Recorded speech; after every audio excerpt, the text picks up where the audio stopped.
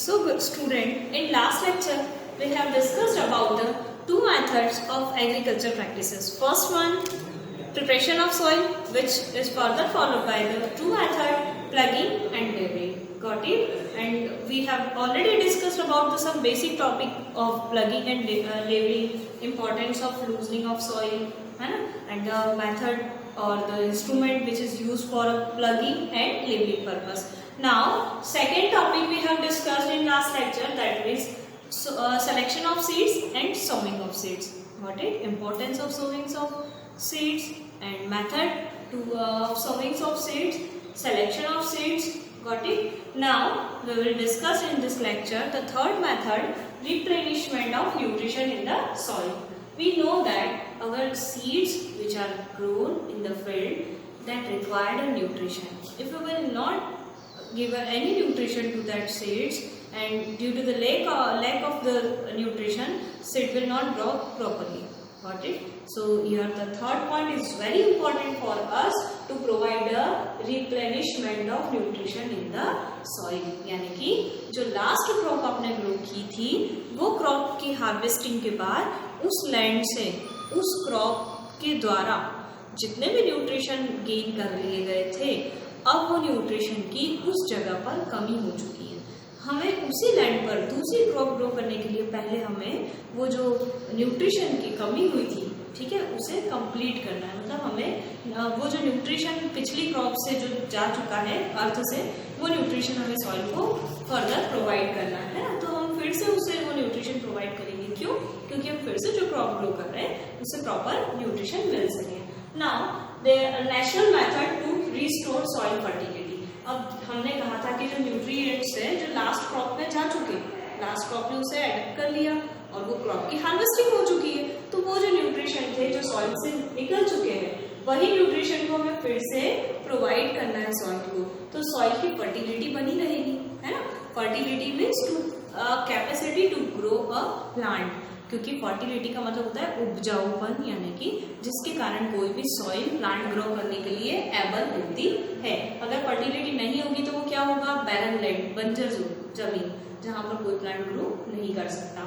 तो उसकी fertility, soil की फर्टिलिटी को हमें फिर से रिस्टोर करना है. रिस्टोर मतलब जा चुकी है उसे फिर से गेन करना है. फिर से हम कैसे उसकी फर्टिलिटी ला सकते हैं? There are three method to restore the fertility of soil. First one, fallowing. Second, crop rotation, and third one, manure and fertilizer. Here, the fallowing word means जो लैंड है उसे फैलो कर देना. दैट मीन्स कुछ time के लिए ऐसे भी छोड़ देना.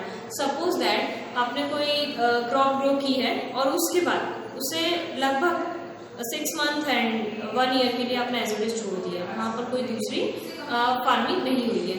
तो आपको क्या करना है? जैसे ही आप वन टाइम जब उस पर कोई भी एग्रीकल्चर प्रोसेस करोगे, प्रैक्टिस अप्लाई करोगे, देन आपने उसे फ्री छोड़ दिया. फ्री छोड़ने से क्या होगा? ऑटोमेटिक उस प्लेस पर जो दूसरे वीड्स है वो ग्रो करेंगे, ग्रास है वो ग्रो करेंगे, और धीरे धीरे वो जो प्लेस है वहाँ पर छोटे छोटे डेड और डिकिंग मटेरियल, मतलब इंसेक्ट वगैरह रहने लगेंगे.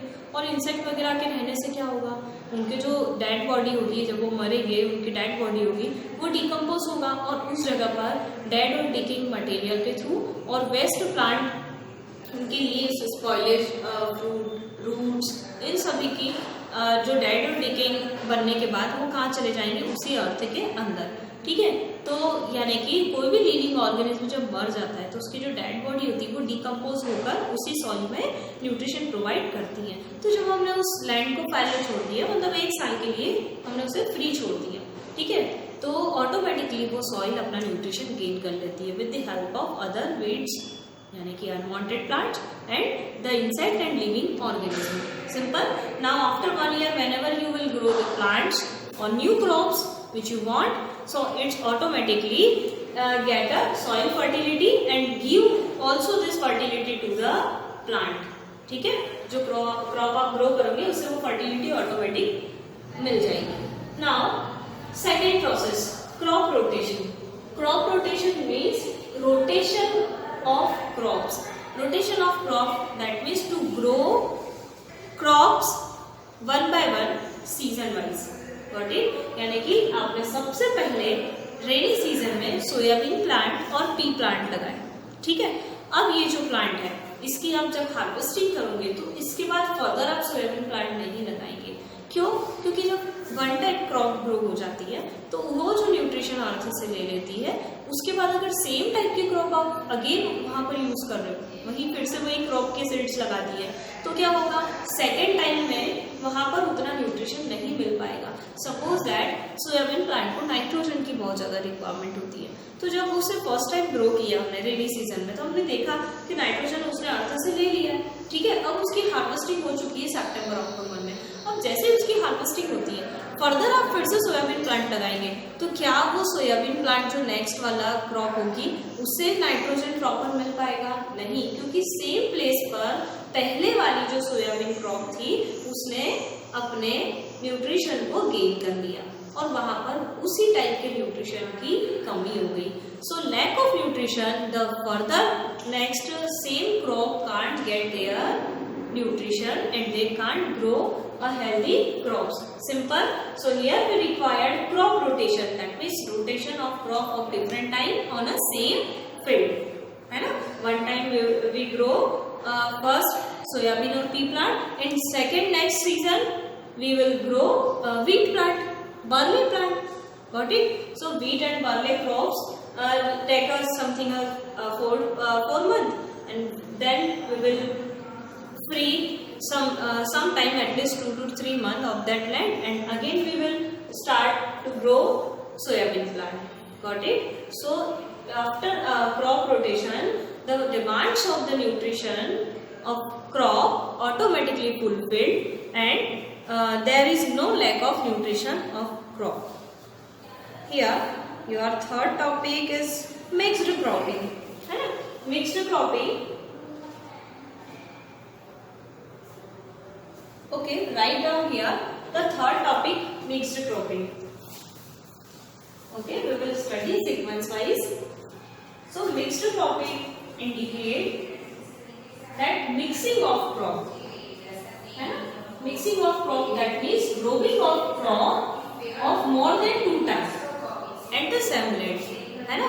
यानी कि 2 या 2 से ज्यादा क्रॉप्स को ग्रो करना, बट जो फील्ड है वो सेम होना चाहिए, एक ही एरिया में हम डिवाइड कर लेते हैं, ठीक है। जैसे आपने देखा भी होगा कि डिफरेंट 2 या more than 2 types of crop हम क्या करते हैं, प्रॉपर एरिया डिवाइड कर लेते हैं, एक बाहर की साइड, देन एक अंदर, फिर उसके बाद एक जस्ट उसके पास में, ठीक है। ऐसे 3 से 4 पोर्शन, हमारा फील्ड अगर बहुत बड़ा है तो हम 4 पोर्शन में डिवाइड कर सकते हैं, और एक ही फील्ड के अंदर एरिया वाइज हम अलग अलग प्लांट को ग्रो कर सकते हैं, तो उसे हम कहते हैं मिक्स्ड क्रॉपिंग। मिक्स क्रॉपिंग करने से क्या होगा, जिस पार्ट में सपोज दैट यहाँ मैंने 1 2 3 पार्ट डिवाइड कर दिए, अब इस पोर्शन में जो क्रॉप्स लगेगी वो सारा न्यूट्रिशन इस वाले पार्ट से लेगी, ओके। और फिर इस पोर्शन में जो क्रॉप्स होगी वो इससे डिफरेंट टाइप की होगी, यानी कि इस क्रॉप को जो न्यूट्रिशन चाहिए उससे ये क्रॉप डिफरेंट है, इसे कोई और न्यूट्रिशन चाहिए, तो एक ही फील्ड की हेल्प में, है ना, हम डिफरेंट टाइप के प्लांट ग्रो कर सकते हैं। यहाँ पर हम वेजिटेबल लगा सकते हैं, ठीक है। तो वेजिटेबल से क्या होगा, ये तीसरे टाइप की क्रॉप हो जाएगी जिसे कोई और न्यूट्रिशन चाहिए।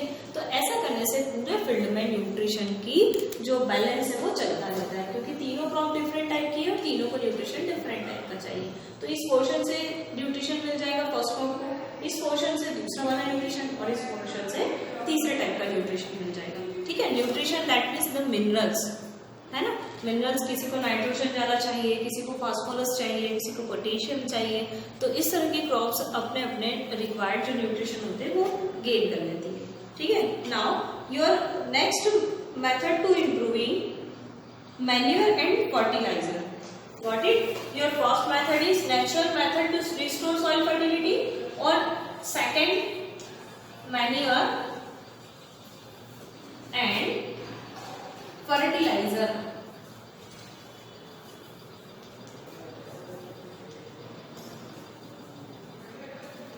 Got it. ये सारी नेचुरल मेथड थी जिसमें पहला ही मतलब सिंपल आपने क्रॉप ग्रो की और उसे फ्री छोड़ दिया।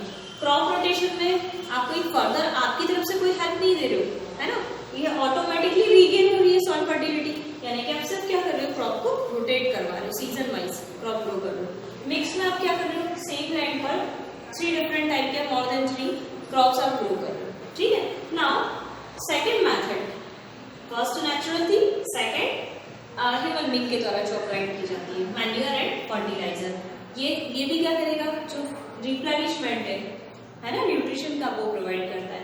तो मैन्यूर एंड फर्टिलाइजर क्या होते हैं, मैन्यूर एंड फर्टिलाइजर जो कि सॉइल की फर्टिलिटी प्रोवाइड करते हैं, है ना। हमने अभी डिस्कस किया कि जब एक टाइप की क्रॉप ग्रो हो चुकी है, उसकी हार्वेस्टिंग हो चुकी है, तो उस प्लेस पर नेक्स्ट क्रॉप के लिए न्यूट्रिशन की कमी है। नेक्स्ट क्रॉप ग्रो करने के लिए हमने ऑलरेडी एग्रीकल्चर प्रैक्टिस में डिस्कस कर लिया है कि सबसे पहले हम क्या करते हैं, सीड सो करने के बाद हम फर्टिलाइजर मैन्यूर अप्लाई करते हैं। तो वही फर्टिलाइजर और मैन्यूर क्या है, उसमें से सबसे पहले हम मैन्यूर टर्म को समझते हैं। Manure is meant by the agriculture waste, that is called organic waste, got it. In this process farmer firstly former any shallow pits, got it.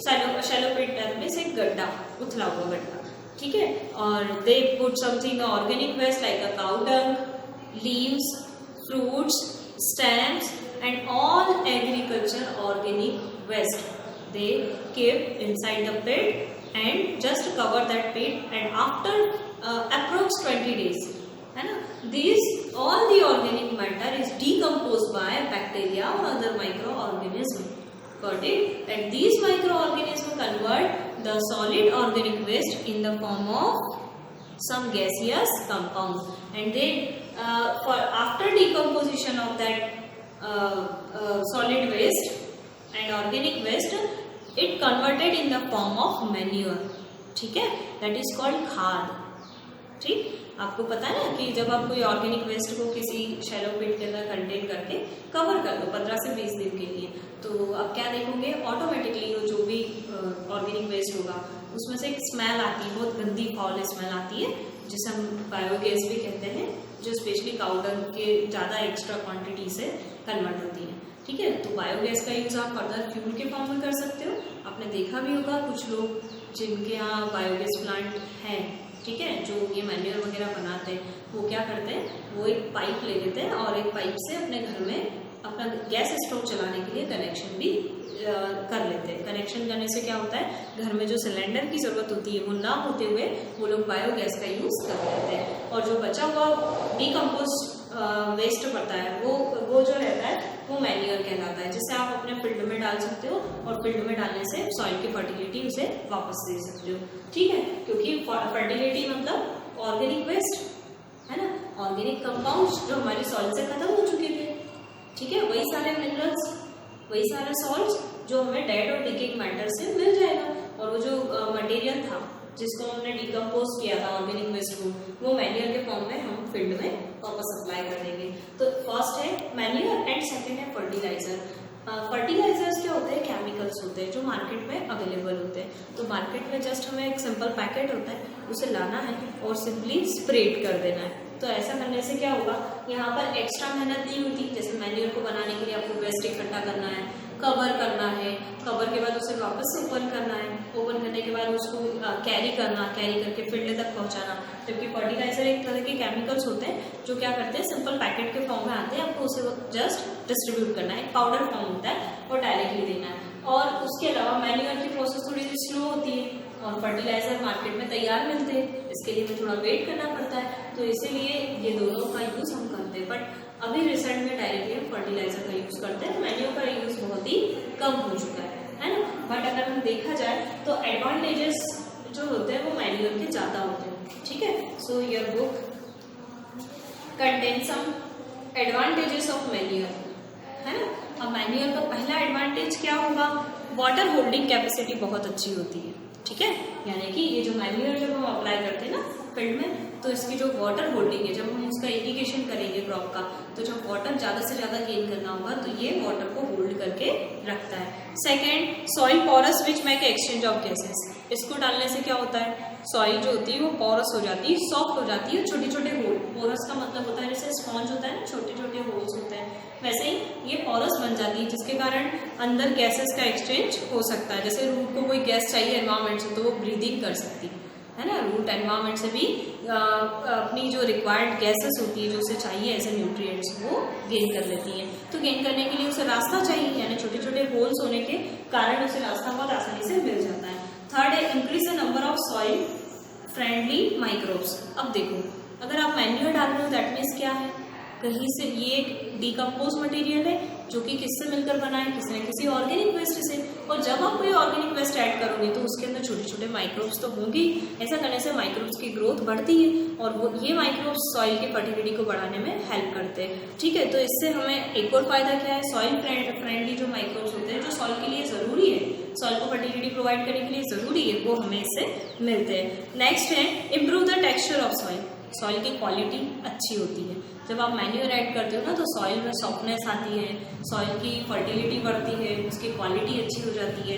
ठीक है, और add humus to the soil. और soil के अंदर crop को required जो part होता है ह्यूमस पार्ट, वो ह्यूमस पार्ट उसे मिल जाता है। ह्यूमस मतलब सॉइल के अंदर जो डेड और डिकेइंग मटेरियल का जो पार्ट होता है उसे इजीली मिल जाता है एंड इज नॉट एक्सपेंसिव। एक और लास्ट एग्जाम्पल जो है, लास्ट एडवांटेज जो है, फर्स्ट कि उन्हें सबसे पहले जो न्यूट्रिशन चाहिए वो भी मिल रहा है प्लस फ्री ऑफ कॉस्ट। ठीक है, मतलब आपको जो न्यूट्रिशन है वो फ्री में मिल रहा है, आप उसे घर में ही बना रहे हैं और फील्ड में अप्लाई करते हैं। ठीक है, और है सेकंड है पॉल्यूशन नहीं होता इससे। ठीक है, इससे किसी भी टाइप का पॉल्यूशन नहीं होगा।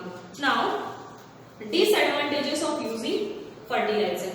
फर्टिलाइजर को यूज करने के डिसएडवांटेज क्या है, क्योंकि मैंने कहा कि मैन्योर के एडवांटेज है, लेकिन फर्टिलाइजर का कुछ तो डिसएडवांटेज होगा। बट हम देखते हैं कि रिसेंटली सबसे ज़्यादा क्या यूज हो रहा है, फर्टिलाइजर। ओके, सो फर्टिलाइजर का डिसएडवांटेज क्या है? Firstly it is not organic material, ये कोई ऑर्गेनिक मैटर से बना हुआ नहीं है, और ये किससे बनता है, केमिकल से। नाउ जब आप केमिकल अप्लाई करते हो फील्ड में, है ना, तो सपोज कर लो बहुत ज़्यादा तेज बारिश हो चुकी है, तो फील्ड का जो वाटर है वो इस फर्टिलाइजर को अपने साथ लेता हुआ कहाँ चला जाएगा, किसी भी रिवर साइड या पॉन्ड में चला जाएगा। तो वहाँ का ये केमिकल उसमें वाटर में डिजॉल्व होने के कारण वाटर पॉल्यूशन हो जाता है।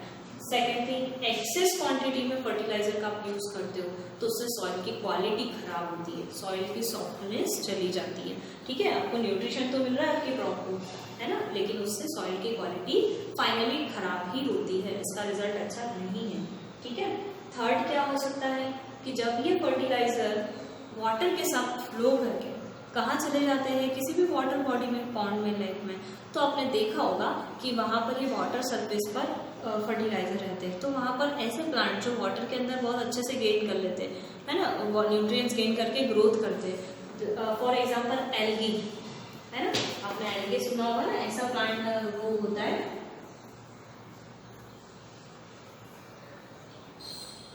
एल्गी जो प्लांट होता है वो किसी भी वाटर सरफेस के ऊपर ग्रीन ग्रीन छोटे छोटे प्लांट्स आपने देखेंगे, वो इस फर्टिलाइजर को गेन करने से बहुत फास्ट ग्रोथ करता है, क्योंकि वो एक प्लांट है और उससे अगर फर्टिलाइजर मिल रहा है यानी कि उसकी ग्रोथ बढ़ जाती है और धीरे धीरे वो पूरे पॉन्ड को कवर अप कर लेता है। और कवर करने को क्या कहते हैं, एल्गल ब्लूम, क्या कहेंगे जिसे हम, एल्गल ब्लूम। तो फर्टिलाइजर के कारण वाटर पॉल्यूट तो हो रहा है, लेकिन साथ में उसके ऊपर बहुत सारा एल्गे कलेक्ट हो रहा है, और एल्गे कलेक्ट होने से जो पानी के अंदर रहने वाले जो एक्वाटिक एनिमल होते हैं उन्हें ब्रीदिंग करने में प्रॉब्लम आती है, वो एटमॉस्फेयर के ऑक्सीजन का यूटिलाइज नहीं कर सकते। आया समझ में, और वो वाटर भी पॉल्यूट हो गया, एल्गल होने के कारण वो ठीक पीने के लायक नहीं होता। ठीक है, तो ये एग्जाम्पल था। एक और जस्ट डिसएडवांटेज क्या होगा, उसमें हम ये ऐड कर सकते हैं कि ये जो केमिकल होता है ना, फर्टिलाइजर दैट मीन्स केमिकल, ये केमिकल नॉन बायोडिग्रेडेबल होते हैं, यानी कि ये माइक्रो ऑर्गेनिज्म के द्वारा डिकम्पोज नहीं होते। तो ओवरऑल जब ये सॉइल के साथ भी एडजस्ट होते हैं तो ये सॉइल के साथ जाते हैं तो क्या होगा, इसके कारण सॉइल पॉल्यूशन होता है। Okay, so your book contain the next topic, difference between fertiliser and manure. ठीक है, तो हम क्या देखेंगे, मैन्योर और फर्टिलाइजर में difference. Your table shows here first fertiliser. Fertiliser में आपको नेचर देखना है। फर्टिलाइजर कैसा होता है? इनऑर्गेनिक होता है, ठीक है। और मैन्योर कैसा होता है? ऑर्गेनिक होता है, ठीक। Preparation, these are prepared in factories. इसे फैक्ट्री में बनाते हैं, डायरेक्ट पैकेट के फॉर्म में मार्केट से मिल जाता है, ठीक है। Now it is prepared by field decomposition of animal waste and human waste and plant residue, ठीक है। यानी कि ये इस प्लांट्स में फील्ड साइड में जितना भी एग्रीकल्चर वेस्ट होता है उसमें ह्यूमन बीइंग वेस्ट भी इंक्लूड है, एनिमल वेस्ट भी है, और साथ में प्लांट से बचा हुआ जो भी पार्ट है, जैसे प्लांट की रूट्स है, स्टेम्स है, स्पॉइलेज फूड्स, वेजिटेबल, वो सब इंक्लूड होते हैं। थर्ड है ह्यूमस, ठीक है। ह्यूमस क्या होता है? ये हमारी ह्यूमस मतलब डेड और डिकेइंग मैटर, जो कि सॉइल की प्रॉपर्टी को बढ़ाते हैं, फर्टिलिटी बढ़ाते हैं। फर्टिलाइजर के अंदर ह्यूमस नहीं होता, ठीक है। ये कोई सॉइल की ह्यूमस क्वांटिटी को नहीं बढ़ाते, जबकि हम मैन्योर का यूज करेंगे तो सॉइल के अंदर ह्यूमस की क्वांटिटी बढ़ती है, ठीक है। Next, amount of nutrients present. अब इसके अंदर जो न्यूट्रिएंट्स होते हैं वो बहुत ज़्यादा होते हैं, क्योंकि केमिकल है तो डायरेक्ट नाइट्रोजन, फॉस्फोरस, पोटेशियम, ये सारी चीज़ें हमें मिल जाती हैं, लेकिन इसके अंदर न्यूट्रिएंट्स कम होते हैं, ठीक है, क्योंकि डेड और डिकेइंग मटेरियल ज़्यादा है। Next, cost. ये कॉस्टली पड़ता है और ये चीप सस्ता है, क्योंकि हम इसे घर पे भी बना सकते हैं। Example, urea and potash. Urea के पैकेट्स तो आपने देखा होगा, फार्मर यूज़ करता है। और मैन्यूअर में आप सन हेम्प या फिर सेसबेनिया, ठीक है। ये जो सनबेन और सेसबेनिया जो नाम है, ये उसी को कहा जाता है जो शैलो पिट करके जिसे हम खाद बोलते हैं ना, हमारी इंडियन टोन में हम इसे खाद कहते हैं, ठीक है, उस फॉर्म में मिलता है, ठीक। Now we will discuss our fourth topic, irrigation, process of irrigation and some different technique of irrigation, importance of irrigation as well as crop protection, है ना। ये सब हम लोग नेक्स्ट लेक्चर में पढ़ेंगे। Okay, thank you.